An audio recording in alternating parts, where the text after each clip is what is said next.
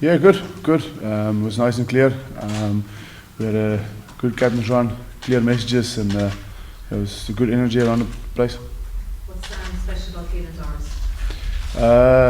I think he's a great ball player. He's got a good work rate, and he's still young, so there's a lot more to come from him, I'd say. What do you feel about the shuffle and you moving to six?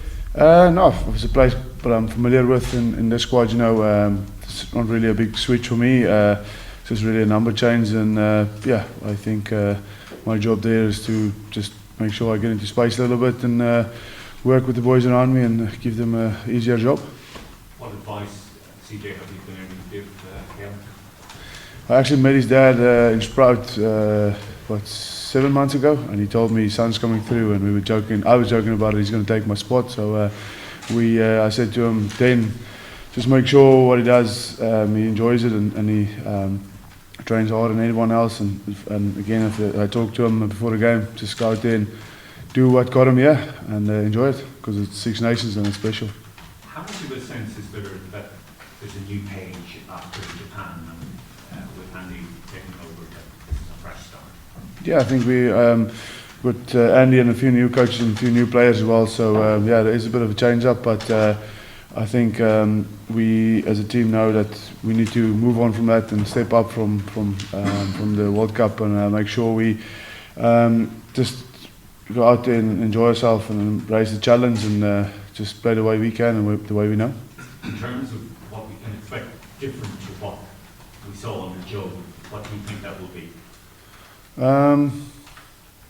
I think just play in space and use the ball a bit more, and I think use our energy around the pitch. Yeah. Simon, how does the change to the back row, does it change duties? CJ's kind of mentioned there. How do you see that? No, it's. I think guys have to be pretty flexible. I think in the World Cup we saw guys moving around a little bit, Pete moved to 7 at times, and I think we have to have that flexibility both in the starting pack and the guys off the bench. So, like CJ said, Keelan comes in for a well-deserved start.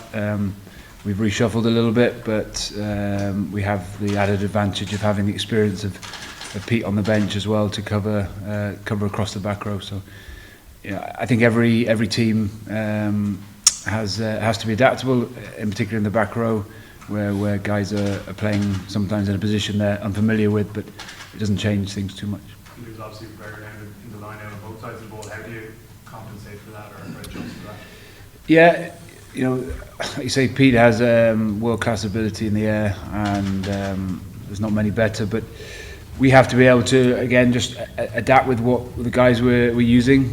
We have the ability to challenge. We're good on the floor and making sure that we're not giving them the opportunity to put pressure on us. And I think that's something that our groups have been working really well with the new hookers coming in. It's been a good challenge for them, working with a few different guys, the callers and guys who have been lifted. And I think we're going to come up against a side tomorrow that will try and put a lot of pressure on us. They've got some good guys in the air. We have to be able to manage that, take the ball where we can. But we also have, I guess, the advantage of the experience off the bench in Dev and Peter. Who's going to call the right out? Tomorrow will be a bit mixed, so we'll have a little bit of, I guess, a bit of a moving feast. It won't be just one person. We're going to make sure that we try and share the load, and the guys have, to be fair, the guys have been into changing since we come together, and I think you'll see hopefully tomorrow the return on some of the good work we've been doing. The lads have been on top of it. It's been impressive certainly from sort of the line out group that have worked really hard together to come in and take some of the good stuff that they've worked on in their provinces and implementing some of that into what we've done over the last few days. So under Gregor Townsend, Ireland has enjoyed real success against Scotland. They've made a lot of changes. Firstly, are you surprised by that? And secondly, what are you expecting to come? I'm not surprised by their selection. I think they look strong. I think they will always offer you threats and make life difficult for yourself without the ball. I think they have plenty of quality. You know, you look at what their 9 and 10 did the week before. They keep that combination going with Price and Hastings. They ripped Sale apart, largely due to the way those two managed the game. And I think that to me suggests that they've gone with a few combinations. They've gone with the Edinburgh back row combination.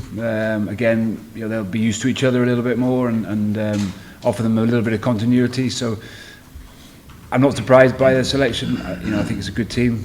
We have to be, you know, we have to make sure that we don't allow them to get into that type of running game, that free-flowing game that they're particularly good at. Make sure we pressurise them, and when we have the ball, hopefully we'll come up with a few things that they won't have seen and aren't expecting as well. And with the start of this campaign, how much is it on bringing guys like Kieran Doris, Max Deegan in and developing new players in, and how much is it really about the long-term future building to 2023? I think you have to. I guess it's a balance, isn't it? You have to work in the here and the now. Those guys are fully deserving of their selection into the squad, and we've tried to pick on form, and you know, it's been difficult for us. Andy challenged them before we left camp in December. Go out and make it difficult not to pick us, not to pick you, and I think to a man that's been difficult for us to do, because it's been a hard task picking the back row in particular, picking the locks who are working really hard, and there's guys who we've left out, guys who are injured, who haven't been able to come into the equation. So yes, there's always going to be a thought of sort of down the line a little bit. Some of those development players that have come in and acquitted themselves really well, but it's about here and the now. And those guys that are in the squad at the moment, they're in there for a reason, because they performed over the last couple of months. CJ and Simon's talking about the younger guys in the squad, but for you guys, the more experienced guys, do you have a point to prove in the Six Nations? Yeah, I think every player has a point to prove every game. You know that jersey is not yours. You get an opportunity to use it, and then it all starts over game day. You know, so I think it's great to get the young boys in and pushing everyone with the experience. You know, it just shows that there's good players to pick from, and that the group is getting bigger, and the squad is at a good place. And Simon, you worked with Andy Barnett, obviously while he was assistant coach. What's he like now as paid coach? Has he changed much? No, just a good guy who wants to get the best out of his players, and I think that's what we all want. So no, Faz is still Faz. Just a kind of related question on from what CJ just answered, Simon. Have you been heartened by the response of the players since the World Cup, and obviously what was a very disappointing exit? In respect to their performances and the promises, yeah. I mean, not unexpected though. You know they. I suppose it's just with 2015 in mind, where there was a real drop-off after that Argentinian defeat. Yeah, no, I think the provinces are in a good place. They've been well coached, they've been well managed, and you know, they obviously would have taken a little bit of time to reflect. But sometimes, as a player, that you need that little bit of space. But then when you're back in, you know, there's no better place to be than get back playing again. As coaches, we've had a longer period to reflect, but for players, it's about trying to dust yourself off and try and put some of those wrongs right, which I think across the board they've been able to do. And guys who didn't travel with us to Japan have also stepped up and put their hands up, and I think that again shows in the selection of the squad. So I'll take the last one. You're impressed with how Devin Toller has obviously bounced back since not been picked for the World Cup, given he's going to come back and get back in the field tomorrow.